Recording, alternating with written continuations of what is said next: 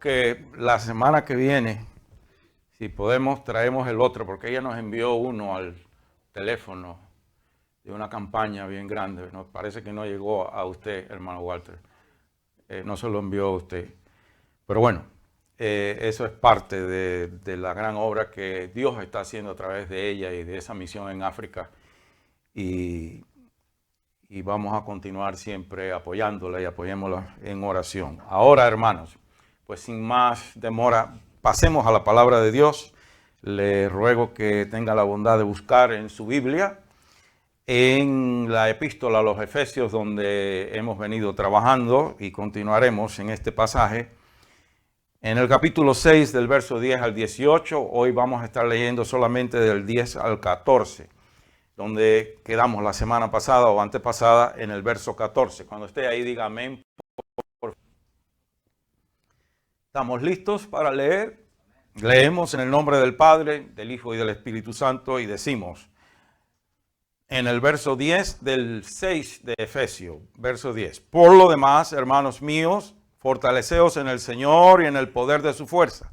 Vestíos de toda la armadura de Dios para que podáis estar firmes contra las acechanzas del diablo, porque no tenemos lucha contra sangre y carne, sino contra principados, contra potestades, contra los gobernadores de las tinieblas de este siglo, contra huestes espirituales de maldad en las regiones celestes. Por tanto, tomad toda la armadura de Dios para que podáis resistir en el día malo y habiendo acabado todo, estar firmes. Estad pues firmes, ceñidos vuestros lomos con la verdad y vestidos con la coraza de justicia. Señor Padre, te damos gracias por esta tu palabra. Te damos gracias por tu Espíritu Santo, a quien derramaste en nuestros corazones para que seamos capaces de entender tu palabra, Señor, y los principios, mandamientos y preceptos. Y sobre todas las cosas te damos gracias por esta salvación tan grande, por medio de la fe en tu Hijo, nuestro Señor Jesucristo. Gracias en el nombre que es sobre todo nombre, Padre. Amén. Amén. Puede tomar asiento, amado hermano y hermana. La semana antes pasada llegamos apenas aquí. Estuve en una introducción, pero llegamos a este verso, a esta frase donde dice, está pues firmes, ceñidos vuestros lomos con la verdad. Y dijimos que íbamos a llegar hasta ahí porque vamos a ir una pieza de la armadura a la vez para poder, pues aprender todo lo que en su gracia el Espíritu Santo nos dé de esta escritura.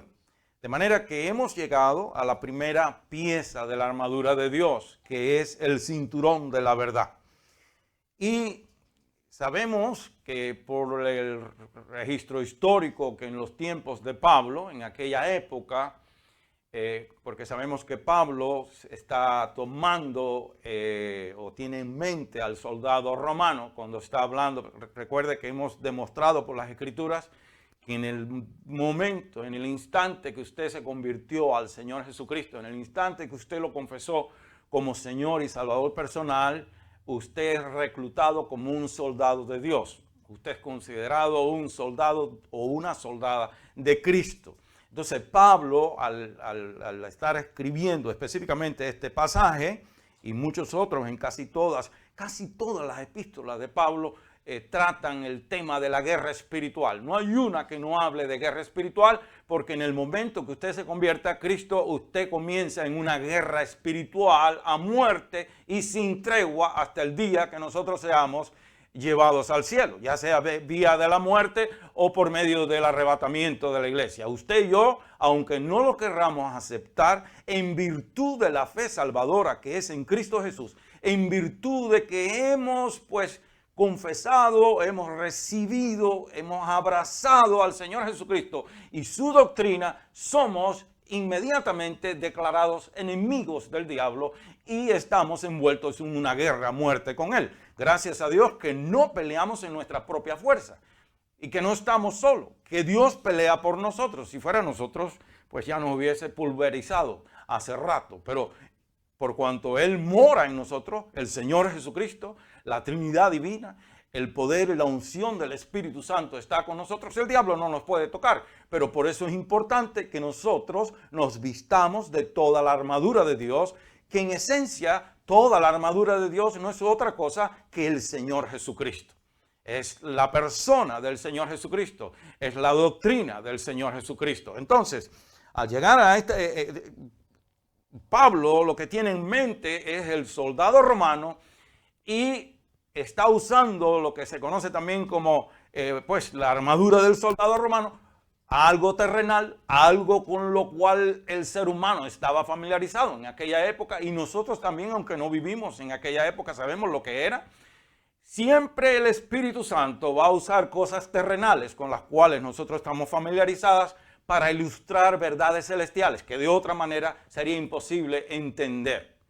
Por eso usted ve que Jesús en sus parábolas siempre usa ilustraciones de actividades agrícolas, ganaderas o lo que fuera, con las cuales el pueblo israelita estaba familiarizado. Él hablaba del agricultor trabajando en los viñedos, o hablaba del pastor de las ovejas lidiando con las ovejas. Y en esas parábolas la hermana, pues casualmente, o no por casualidad, sino por voluntad de Dios, trajo una parábola del Señor, la parábola del sembrador. Pues como el Señor Jesús está explicando verdades espirituales que de otra manera sería imposible entender, ¿cómo las está explicando?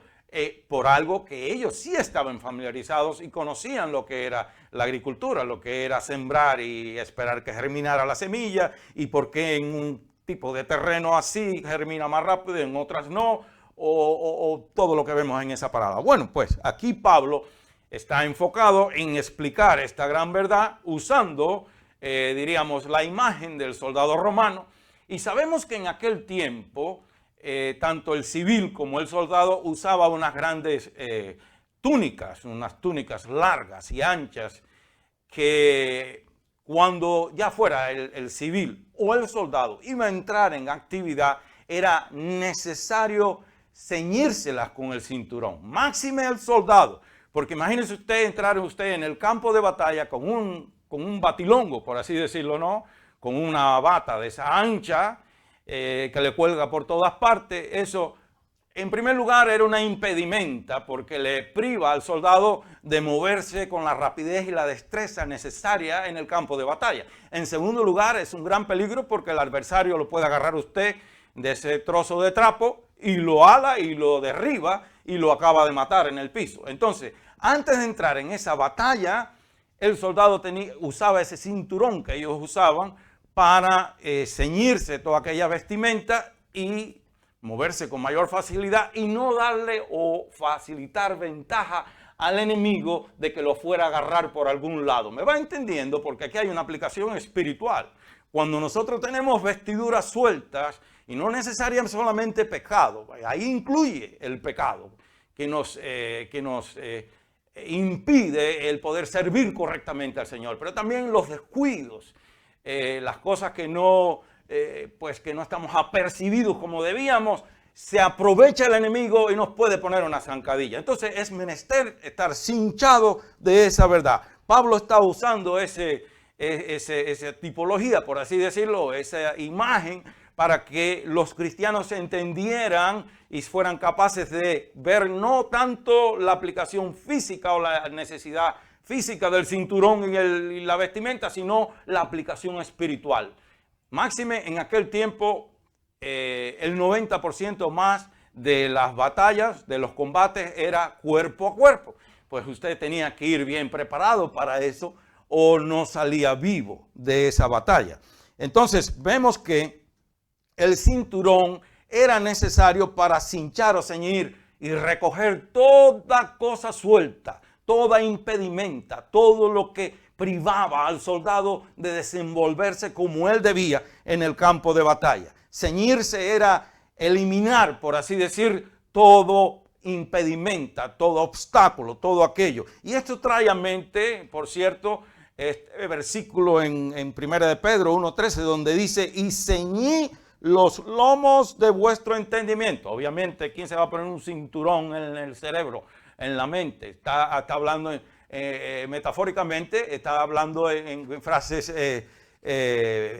figuradas, pero lo que quiere decir es, cuando él habla de ceñir los lomos de vuestro entendimiento, lo que está diciendo es, fija tus ojos y tus pensamientos en el Señor Jesucristo para que seas capaz de pensar correctamente. Que no dice la Escritura, nos manda la Escritura ya en 2 de Corintios, capítulo 10, donde dice que nosotros traigamos todos nuestros pensamientos cautivos y en obediencia al Señor Jesucristo. Entonces, donde dice ceñid los lomos de vuestro entendimiento, es para fijar nuestra mente en las cosas de Cristo. Creo que, la que pusieron es la de Pedro, pero yo mencioné también allá en 2 de Corintios, donde dice que traigamos todos nuestros pensamientos cautivos en obediencia a Cristo. Amados, ¿por qué tenemos que andar con nuestros pensamientos cautivos en obediencia a Cristo? Usted sabe que la mente del hombre es lo más peligroso que hay. En la mente se ganan las batallas o se pierden. Toda batalla espiritual se gana en la mente o se pierde. Y usted observe su mente, que usted puede estar adorando a Dios y de pronto usted está sazonando una carne que va a asar la mujer. O está adorando a Dios con las manos levantadas y de pronto le viene a la mente si dejó la plancha enchuflada y prendida o no. El hombre está adorando a Dios y de pronto dice, mañana le voy a cambiar el aceite al carro, a la camioneta, al tractor y a la máquina de cortar grama. Nuestra mente corre, hermano, y cuando viene a ver, usted no está aquí, usted está en Puerto Rico, en Honduras, en Cuba, en Nicaragua, en México. Usted anda caminando en la tierra que usted nació y no se dio cuenta. La mente es lo más peligroso que hay.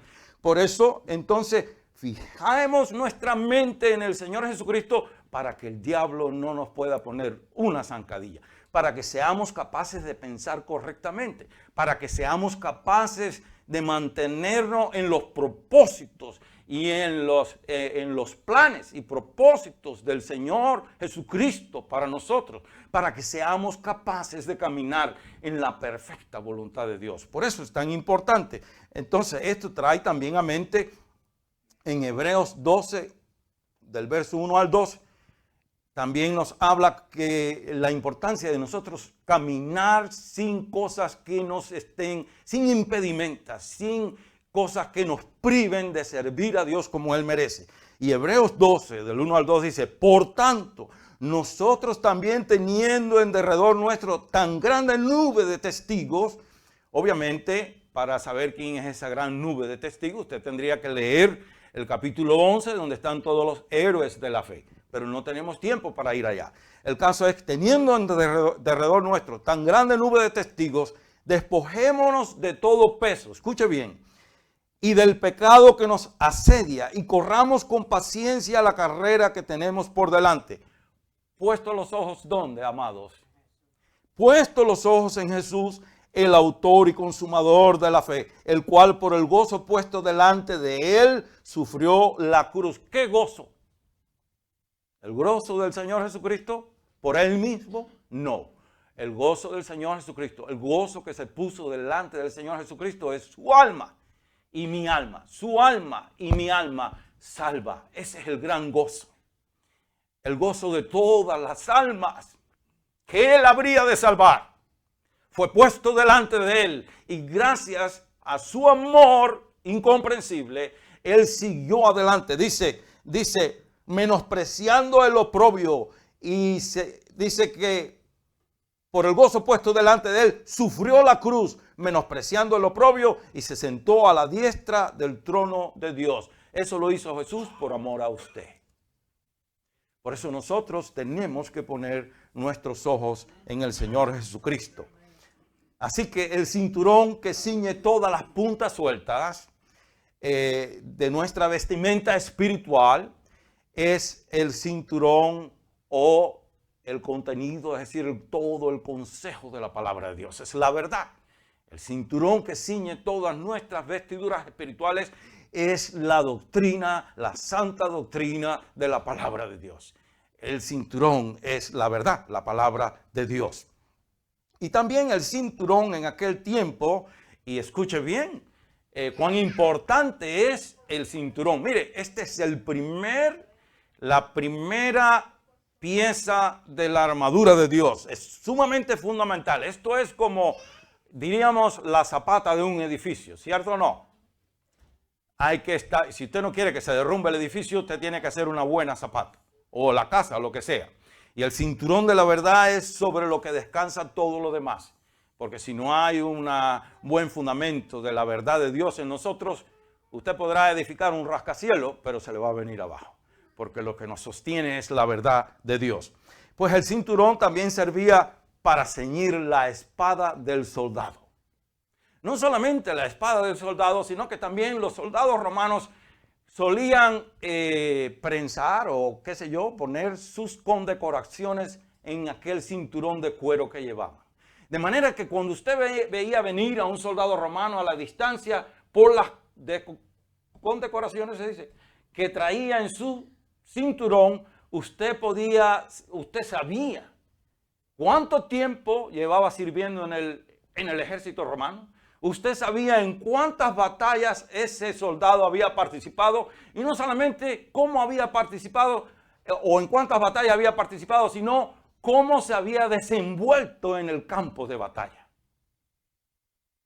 Es decir, usted sabía qué clase de soldado era o la calidad de soldado que era. Recuerde que el Señor Jesucristo dijo que ¿qué cosa? Que nosotros seremos conocidos por nuestros frutos.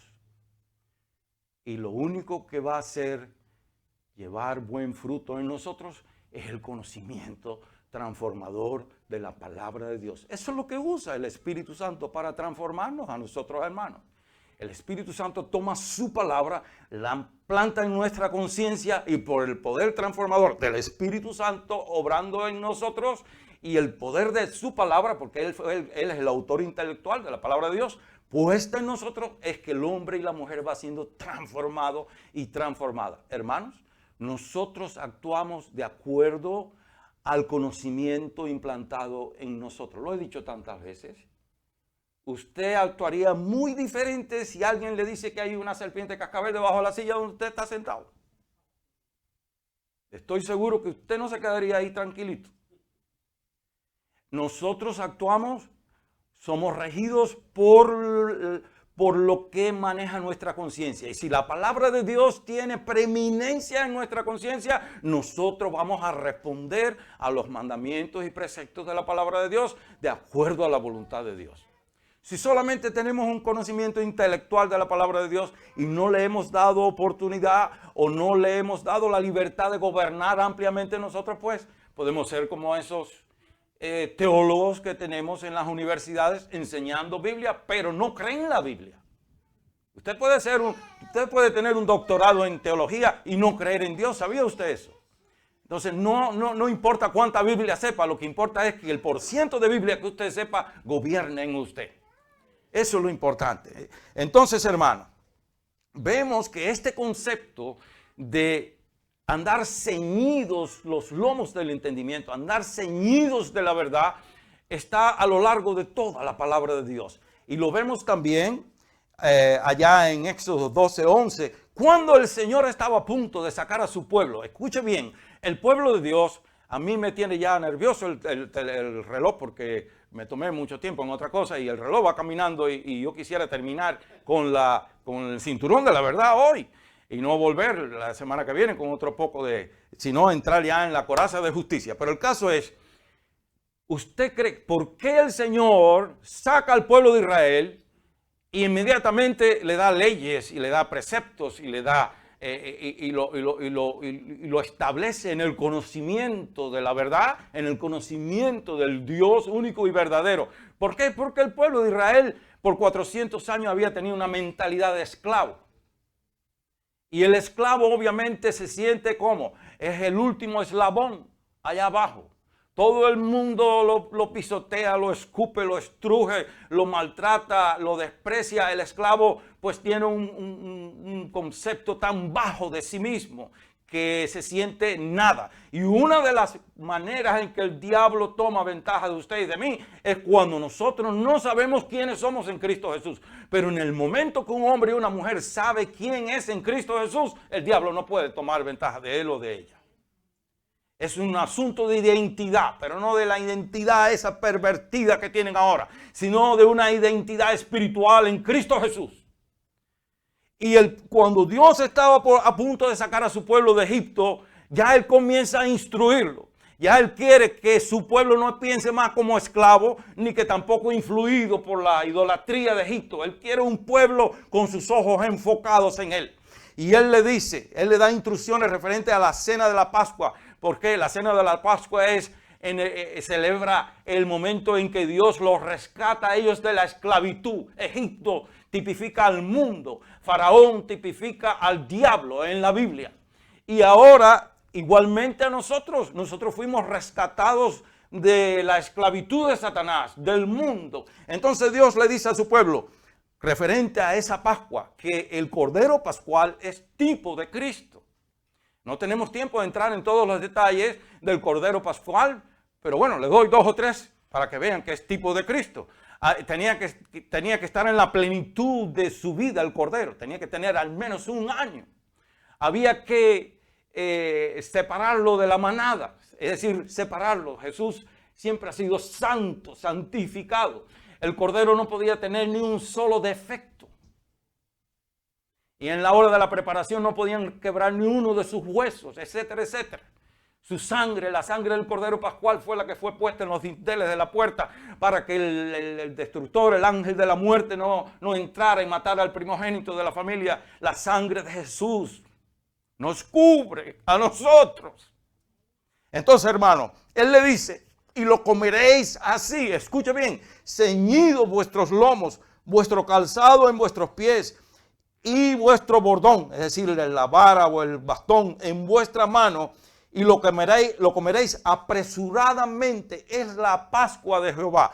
Y el Señor Jesucristo en Lucas 12:35, cuando está hablándonos también a nosotros, a su pueblo ahora en el Nuevo Testamento también, usa casi las mismas palabras. Dice, estén ceñidos vuestros lomos y vuestras lámparas encendidas. En esencia, nosotros, el pueblo de Dios, tiene que estar siempre listo, siempre apercibido, siempre preparado para enfrentar las acechanzas del diablo y permanecer fieles a Cristo, permanecer firmes en Cristo, y no solamente para enfrentar las acechanzas del diablo, sino también para en cualquier momento partir con el Señor Jesucristo. La trompeta puedes tocar en el próximo minuto, por eso yo insisto que todo el que no le ha dado su corazón al Señor Jesucristo está jugando la ruleta rusa. Si usted no ha entregado su corazón al Señor Jesucristo todavía, usted está como caminando la cuerda floja sobre el lago de fuego y azufre del infierno. Porque nadie tiene garantía del próximo minuto. Entonces yo he dicho que usted y yo debemos meternos en la cabeza, vivir como si fuera el último minuto que me queda. Hermanos, usted no tiene tiempo garantizado. No hay tiempo garantizado para nosotros. Entonces el Señor, nosotros tenemos que estar listos, no solamente para enfrentar en cualquier momento al diablo y a sus acechanzas, sino también para partir en cualquier momento con el Señor Jesús. Ahora, amados, sabemos, es obvio que ya nosotros no vestimos las túnicas anchas, ni mucho menos nos ceñimos aquel cinturón de cuero que se usaba en los tiempos de Pablo. Pero la aplicación espiritual de este texto es tan fresca y eficaz para nosotros hoy como lo fue para los primeros cristianos de aquella época. Por eso es que nosotros, la palabra de Dios permanece fresca, eficaz, eternamente. Nosotros no predicamos la palabra de Dios, no predicamos la Biblia porque sea antigua, ni porque mucho menos sea moderna. La predicamos porque es la palabra inspirada por Dios. Es la palabra inerrante, inefable, en la cual no hay error ni contradicción. Es nuestra vida espiritual. Esta es nuestra agua y nuestro pan, y sin ella no podemos vivir. Entonces, este verso continúa tan vigente para nosotros como lo fue para aquella gente. Y el Señor nos manda no a ceñirnos con un cinto de cuero, sino a ceñirnos mental y espiritualmente con el cinturón de la verdad de su palabra, con la doctrina de su palabra. Así, pues, así el Espíritu Santo lo dice, y repito de nuevo esa exhortación en 1 de Pedro 1:13, donde dice, y ceñid los lomos de vuestro entendimiento.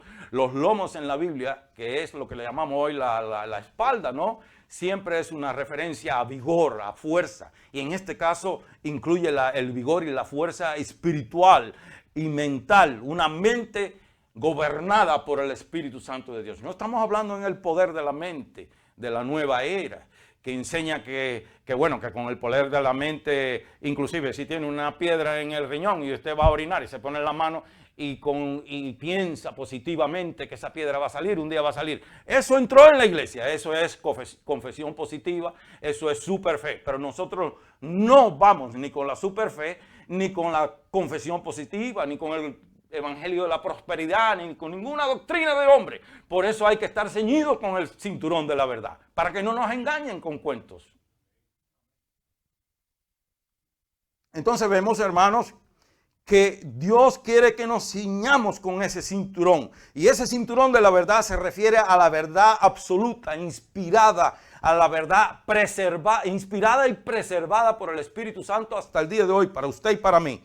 Para que nosotros seamos capaces de enfrentar al diablo y no solamente terminar todo enclenque y machucado, sino terminar estando firmes, estando perseverantes, gozosos, siempre en Cristo Jesús, glorificando a Cristo en todo. Es decir, nosotros debemos estar fundamentados en la verdad y ceñidos de la verdad, siempre de la verdad. Y ese mandamiento, esa primera parte, está pues firme, ceñidos vuestros lomos con la verdad, incluye, por así decirlo, amados, escuchen bien, ténganme un poquito de paciencia hoy, incluye, por así decirlo, dos aspectos de la verdad. La verdad objetiva y la verdad subjetiva. No estoy buscando palabras resonantes ni nada de eso, pero eso es lo que es. La verdad objetiva es la palabra de Dios. Es todo el consejo de la palabra. Esa es la verdad objetiva aquí. Todo el consejo de la palabra de Dios, esa palabra inspirada por el Espíritu Santo, esa palabra preservada por el Espíritu Santo, la cual es inefable, la cual infalible, la cual es libre de error, libre de contradicción. Es la palabra de Dios que usted puede confiar plenamente en ella porque es absoluta. Esa es la palabra, esa es la verdad objetiva. Y la verdad subjetiva, cuando hablamos de subjetivo, hablamos de sujeto. Yo soy un sujeto, usted es un sujeto o una sujeta. O, no sé si gramaticalmente se puede decir una sujeta, pero somos un sujeto. La verdad subjetiva, amados, esto es muy importante. La verdad subjetiva es el grado de verdad. El grado de verdad que haya implantado en usted. Es la medida de verdad que hay en nosotros. Y no solamente es el conocimiento intelectual. Yo he conocido muchos cristianos que de años para aquí no hay ninguno de esos, en otro lugar. Aquí todo el mundo es bueno. Empezando por mí, no soy bueno. Nadie es bueno. Solo Dios es bueno. Pero quiero decir, no están aquí. Que se jactaban de recitar pasajes completos de la Biblia de memoria. Eso es lindo y es maravilloso. Qué bueno. Pero hermano, a Dios no le impresiona que usted se memorice el Evangelio de Juan de punta a cabo o Apocalipsis y se lo recite. A Dios lo que le interesa es que si usted lo que se conoce es un verso, ese verso gobierne en su vida. Esa es la verdad subjetiva. La verdad que nosotros hemos permitido que el Espíritu Santo siembre en nosotros y que gobierne en nosotros. Entonces, este verso se refiere a esos dos aspectos de la verdad objetiva y la verdad subjetiva. Esa verdad subjetiva es el grado o medida de verdad de la palabra que está en mí y que gobierna en mí. Ahora bien, ese grado o medida de verdad que está en mí es directamente proporcional al grado de importancia que yo le doy a la palabra de Dios. ¿Me entendió? La medida de verdad que hay en mí y que gobierna en mí es el resultado de cuán importante es la palabra de Dios para mí. ¿Me entendió, amado? Por eso no vale que yo pues lea y me conozca toda la Biblia si no la dejo que gobierne ampliamente en mi vida. En Colosenses 3:17 hay un pasaje de la Escritura que, por cierto, es paralelo. Cuando uno dice que un pasaje es paralelo a otro, es que enseña los mismos principios sin necesariamente decir las mismas palabras.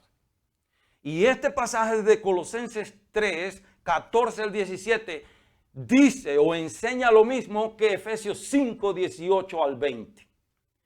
Y en Colosenses 3, 14 dice, y sobre todas estas cosas vestidos de amor. Aquí viene otro principio. Nos están diciendo que nos cinchemos el cinturón de la verdad. Aquí nos dice que nos vistamos de amor. Amor, el amor lo incluye todo. Ese es, diríamos, el ropaje perfecto. Dice, sobre todas estas cosas, vestidos de amor, que es el vínculo perfecto. ¿Tú estás llevando a tu esposa a los chinos hoy? No. Bueno, pues entonces tú me vas a esperar un poquito. Y la paz de Dios gobierne en vuestros corazones. Escuchen la palabra, gobierne en vuestros corazones, a la que asimismo fuisteis llamados en un solo cuerpo, y sed agradecidos. Vuelve otra vez. La palabra de Cristo mora en abundancia en vosotros. ¿Qué está diciendo eso, amado? Mora en abundancia es que gobierne también abundantemente en nosotros. Ese es el grado de medida, esta es la medida o el grado de verdad que hay en nosotros. Esa es la parte de la verdad subjetiva que acabamos de decir hace unos minutos. Sigue diciendo, la palabra de Cristo more abundantemente, en abundancia en vosotros, enseñándoos y exhortándoos unos a otros en toda sabiduría, cantando con gracia en vuestros corazones al Señor con salmos e himnos y cánticos espirituales. Y todo lo que hacéis, sea de palabra o de hecho, hacedlo todo en el nombre del Señor Jesús, dando gracias a Dios Padre por medio de Él. Mire que hay aquí una cosa tan importante. Si yo voy a hacer, mire cómo es la palabra de Dios. Si todo lo que yo voy a hacer, lo voy a hacer en el nombre del Señor Jesucristo, eso ya me frena de plano a no hacer algo que a Dios no le agrada. Porque yo no puedo hacer algo que a Dios no le agrada en el nombre del Señor Jesucristo. Porque estoy pisando la sangre de Jesús aún más todavía. Estoy pecando con mayor, se puede decir la palabra, alevosía, con mayor descaro contra Dios. Entonces ya esto es un freno. Si yo me voy a disciplinar, Pablo le dice a Timoteo, disciplínate para la piedad. Si yo me voy a meter en el gimnasio del Espíritu Santo y me voy a disciplinar, la piedad quiere decir esa actitud correcta, esa respuesta correcta nuestra hacia Dios Padre. Que en mi corazón solo hay un deseo de agradarle a Él, de glorificarlo a Él. Y si yo me voy a disciplinar para esa piedad, para hacer todo lo que yo vaya a hacer en el nombre del Señor Jesús y para su gloria, ya eso me frena de antemano que no puedo hacer algo que desagrade a Dios. No puedo hacer nada que contriste al Espíritu Santo de Dios. Pero hay algo más arriba en esos versos donde dice, y la palabra de Dios more abundantemente en vosotros. Y luego vuelve a decir, y la palabra de Dios gobierna en vuestros corazones. ¿Sabe qué palabra se tomó prestada de la traducción literal del griego al español? ¿Sabe qué palabra? Los hombres van a familiarizarse más con eso que las mujeres quizás. Y no estoy discriminando a las mujeres, porque hay algunas que saben más de boxeo y de pelota que los hombres. Pero normalmente los hombres son más dados al béisbol o a la pelota. Se tomó prestada la palabra umpire. ¿Umpire? ¿Cómo se dice en español? Díganlo ustedes que saben. Umpire. en inglés, ¿verdad? Bueno, los que han visto un juego de béisbol o de pelota, que a todos nos gusta, los que somos caribeños y aún los mexicanos son muy buenos en pelota, pero más al centro le gusta más el fútbol. No hay nada malo con eso. Pero los que han visto un juego de pelota saben que lo que dice el umpire, eso se hace. Está el bateador y viene una bola que parece una calabaza por aquí y el catcher la coge acá y a buena intención todavía la detiene, pero el umpire dice strike. Y viene otra bola por acá y él dice strike y el bateador ¿sabe lo que hace? Le mienta hasta la mamá que lo trajo al mundo, le tira arena en los zapatos, pero lo botan del cuadro de pelota. Lo que dijo el umpire, el punto es que lo que dice el umpire, eso es el punto. Le gusta el bateador, le gusta el pitcher, no le gusta el catcher, al manager del equipo, al que no le guste, pero lo que dice el umpire, eso es. Y eso es lo que está diciendo ahí. La palabra de Dios gobierne ampliamente en vosotros, nos guste o no nos guste. Ese es el grado de verdad subjetiva que vale en nosotros. Por eso este texto se refiere a la verdad objetiva, que es todo el consejo de la palabra de Dios, pero también se refiere al grado o medida de verdad de Dios que gobierna en mí. Y eso es lo que vale. Eso es lo que nos hace a nosotros capaces de resistir al diablo, de pelear contra él y habiendo acabado todo, todavía estar firme y permanecer firme en Cristo Jesús. ¿Sabe, hermano? El problema grande que hay con muchos cristianos es que viven en la superficie. Prefieren vivir en la superficie, superficialmente.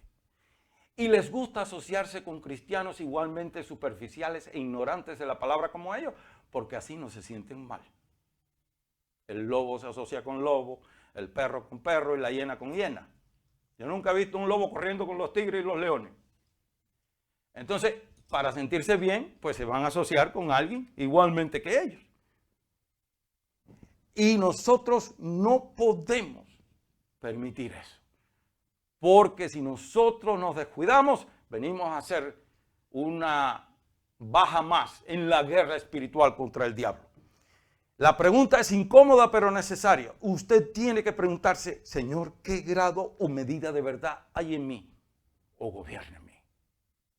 Porque hoy es un día de decirle al Espíritu Santo, Señor, yo no quiero seguir viviendo como he vivido hasta ahora. Yo personalmente tampoco. Nosotros debemos vivir contentos con todo lo que tenemos, pero hay un área en nuestra vida que debemos ser ambiciosos. Dirá, pastor, no se puede ser ambicioso. Sí, en lo espiritual tenemos que ser ambiciosos. Usted y yo tenemos que ser ambiciosos de cada día amar más a Jesucristo. Y la manera de amar más a Jesús es siéndole cada vez más obediente a Jesús. Él dijo, el que me ama, mis mandamientos guarda. Esa es la prueba del amor. Hay gente que se preocupa y dice, ay, ¿cómo yo sé que yo amo al Señor? Depende de cómo tú respondes a los preceptos y mandamientos de la palabra. En Juan 17, el Señor Jesucristo pidiendo por nosotros al Padre le dice, santifícalos en tu verdad, tu palabra es verdad. Hermanos, sin el poder transformador de la palabra de Dios, usted y yo somos nada. Sin el poder transformador de la palabra de Dios cambiándonos de adentro hacia afuera y gobernando en nosotros, el diablo nos da 20 vueltas en una esquina y nos vende como guajalote a cual primero que pasa. En Cuba le dice como guanao.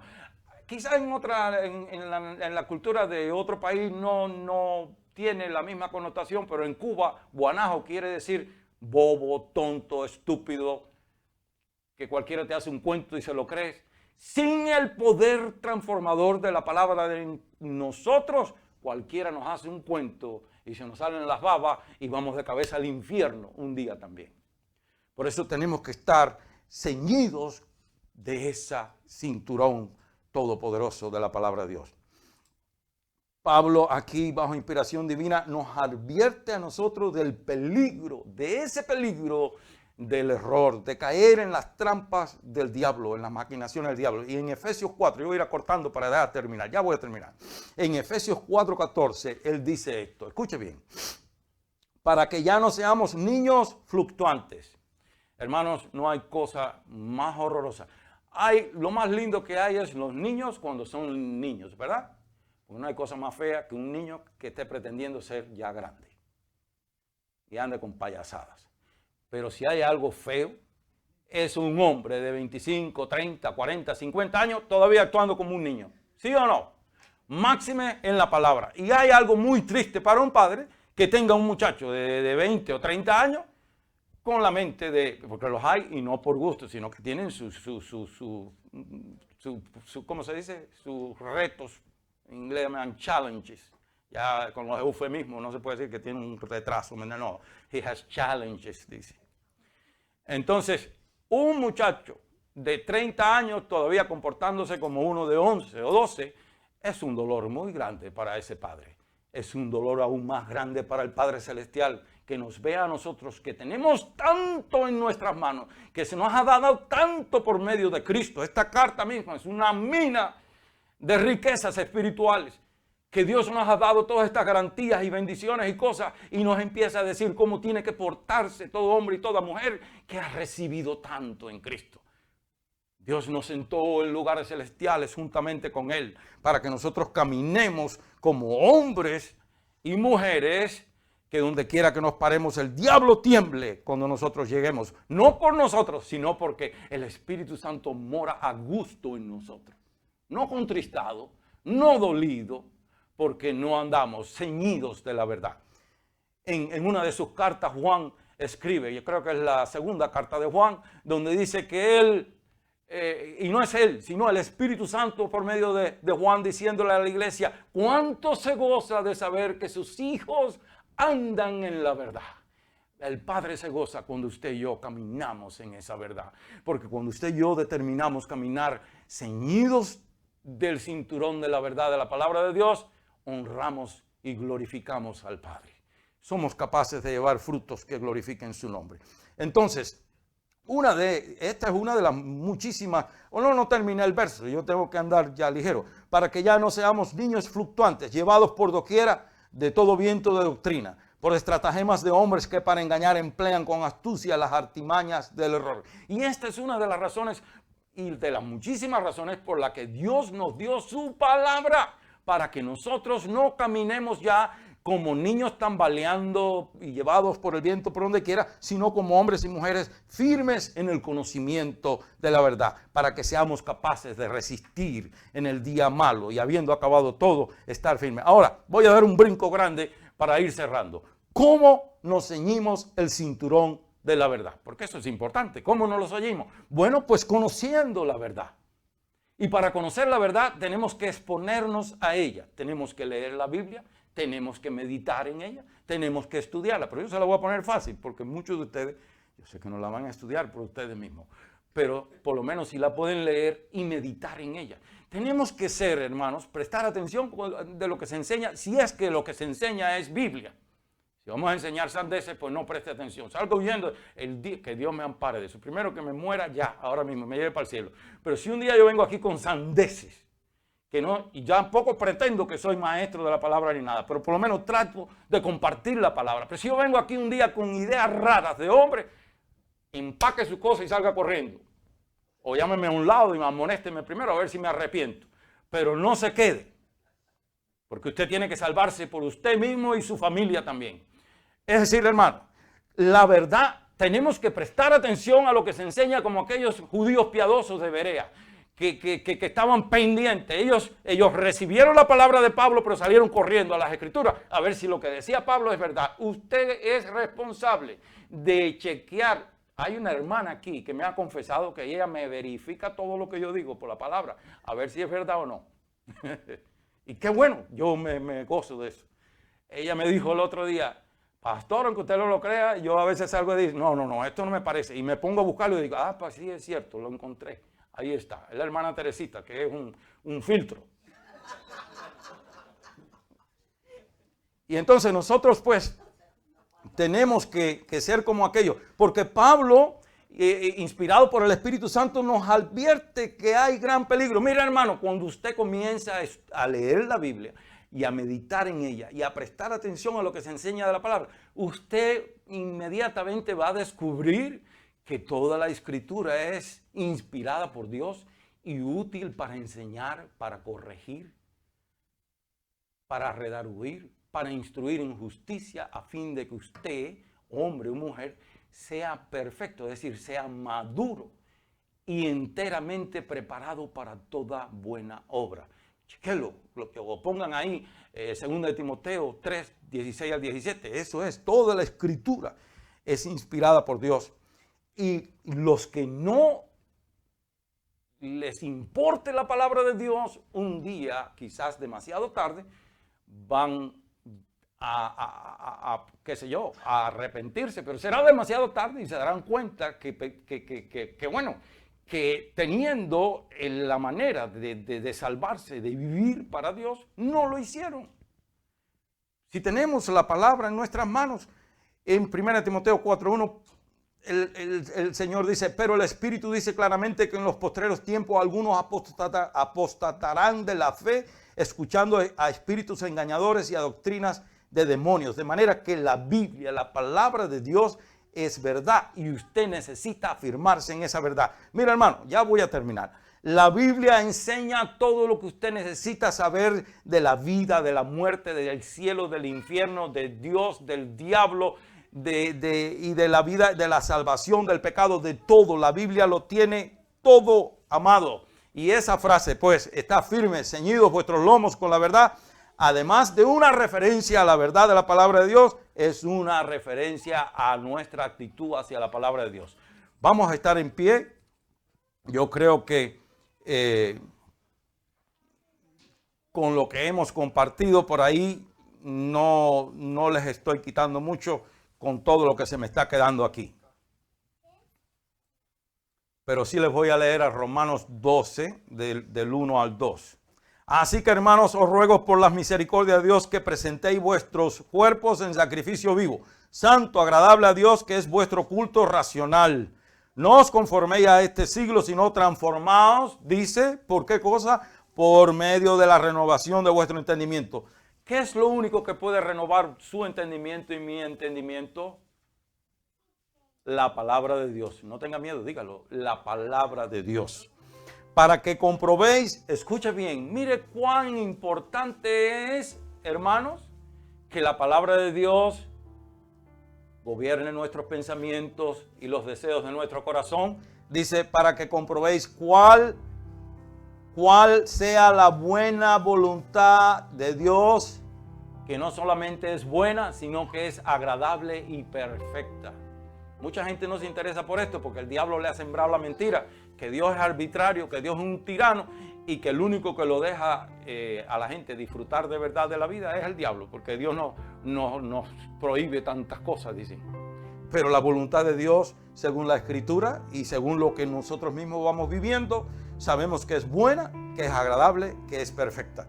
Entonces, estar ceñidos del cinturón de la verdad es recibir, es abrazar la verdad de esa palabra de la Biblia tal como está ahí, literalmente como está ahí, abrazarnos y vivirla demostrando que somos sinceros y no hipócritas.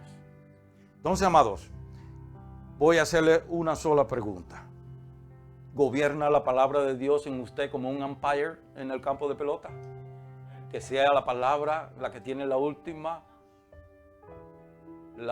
palabra en el asunto. Glorifica y honra a usted. Cierre sus ojitos, porque yo no voy a pedir a nadie que pase al altar, pero ahí está su altar con el Espíritu Santo. Es importante sondear nuestro corazón con preguntas, amados. Es importante. ¿Están sus lomos ceñidos con la verdad? Glorifica y honra al Señor Jesucristo su diario caminar. Piensa en eso, amado. Y si usted ha contestado no a alguna de esas preguntas, ahí mismo arrepiéntase y dígale: Señor Espíritu Santo, ayúdame, sondea mi corazón, muéstrame dónde tengo que enmendar, qué tengo que hacer, cómo tengo que caminar, cómo tengo que comportarme y sobre todas las cosas, ayúdame a desarrollar un apetito, un hambre, una sed cada vez mayor por tu palabra. Yo quiero conocer más tu palabra, pero quiero también vivir más tu palabra. Y eso, y a usted que aún no ha confesado a Jesús como su único Señor y Salvador personal, es imposible que usted pueda enfrentarse al diablo cuando usted necesita la verdad. Jesús es la verdad encarnada. Él dijo que el único que nos puede hacer libre es Él. Y conocerás la verdad y la verdad te hará libre. Solo Jesús lo puede hacer a usted libre de las garras de Satanás. Si usted quiere ser libre de su pecado y libre de la maldición y las consecuencias del pecado, diga conmigo: Señor Jesucristo, reconozco que soy pecador o pecadora, me arrepiento de mis pecados y te ruego que me salves. Sé Jesucristo para mí. Límpiame con tu sangre preciosa e inscribe mi nombre en el libro de la vida. Y Él lo hará. Si usted ha hecho eso, ha hecho lo más importante en su vida.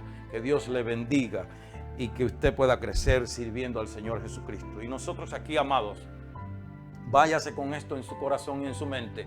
Yo le agradezco muchísimo esa fineza que usted me ha concedido hoy óigame, dispararse casi 20 minutos más de lo acostumbrado. Pero era necesario terminar. Dios le bendiga, sea serio con estas cosas y oremos porque la iglesia cada día crezca más.